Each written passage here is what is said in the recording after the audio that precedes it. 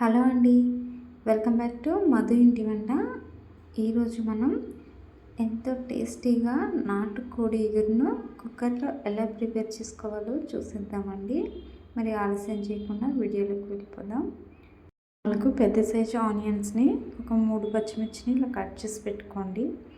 అలాగే kilo chicken నేను తీసుకున్నాను. ఇది నాటుకోడి చికెన్ అండి. ఇవి క్లీన్ చేసి పెట్టుకున్నాను. దీంట్లో ఎగ్స్ కూడా ఉన్నాయి, అవి కూడా నేను క్లీన్ చేసి పెట్టుకున్నాను. ఇవన్నీ కూడా మనం క్లీన్ చేసుకున్న తర్వాత స్టవ్ వెలిగించుకొని స్టవ్ పై కుక్కర్ పెట్టేసుకున్నాం. చూసారా, ఈ కుక్కర్ బాగా హీట్ అయిన తర్వాత ఒక 3 టేబుల్ స్పూన్ వరకు ఆయిల్ అయితే వేసుకున్నామండి. ఆయిల్ బాగా వేడవ్వనిచ్చిన తర్వాత మనం కట్ చేసి పెట్టుకున్న ఆనియన్స్ ఇందులో వేసేయాలి. పచ్చిమిర్చిని కూడా వేసుకోవాలి. వీటిలో జస్ట్ మనం కొంచెం మాత్రమే సాల్ట్ లేదా ఉప్పు వేయండి. అది ఆనియన్స్కి తగ్గట్టుకు మాత్రమే వేయండి. కర్రీలో మనం తర్వాత వేసుకోవాలి.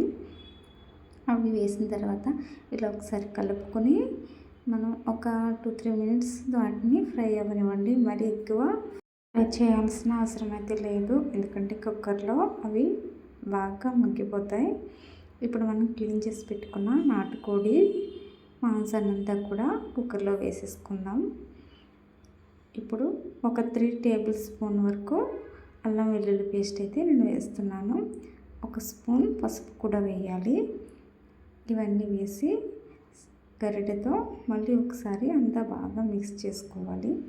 ఇప్పుడు మనం కుక్కర్ మూత పెట్టేసిన తర్వాత ఒక 5 విజిల్స్ వచ్చే వరకు ఉంచి, 5 విజిల్స్ వచ్చిన తర్వాత మూత తీసి చూడండి ఎంత సాఫ్ట్గా చికెన్ అనేది ఉడికిపోయిందో.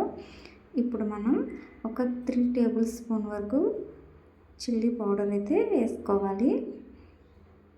కారం అనేది ఎక్కువ తక్కువ వేసుకోండి, అవి మీ టేస్ట్ని బట్టి వేసుకోండి. ఇప్పుడు కూరకు సరిపడా ఉప్పు అయితే వేస్తున్నాను, మీరు సాల్ట్ కూడా వేసుకోండి. నేను ఎక్కువ కర్రీస్లో కళ్ళుప్పే వాడతానండి. ఇవంతా కూడా మరొక్కసారిలా బాగా మిక్స్ చేసుకోండి. ఇది మనకి చికెన్లో వచ్చిన వాటరే, వేరేగా వాటర్ అయితే వేయలేదు. 1 స్పూన్ చికెన్ మసాలా, ఇంకా కొంచెం కొత్తిమీర కూడా వేసి ఒక 2 మినిట్స్ వరకు బాయిల్ అవ్వనివ్వండి కర్రీని. అలా ఉడకడం వల్ల చికెన్కి మనం వేసిన మసాలాలు ఇవన్నీ కూడా బాగా పడతాయి. ఒక 2 మినిట్స్ ఉడికితే సరిపోతుందండి. చూసారా, ఈ విధంగా 2 మినిట్స్ ఉడికించిన తర్వాత మనం కర్రీకి కావాల్సిన వాటర్ని ఇక్కడే యాడ్ చేసేసుకోవాలి. ఇప్పుడు మనం వాటర్ అనేది యాడ్ చేసేసుకుందామండి. చికెన్ ముక్కలన్నీ కూడా మునిగేలాగా ఇలా వాటర్ అయితే నేను వేసేసాను. దాంట్లోనే మనం క్లీన్ చేసి పెట్టుకున్న ఎగ్స్ని కూడా వేసేసి మూత పెట్టేసేయండి.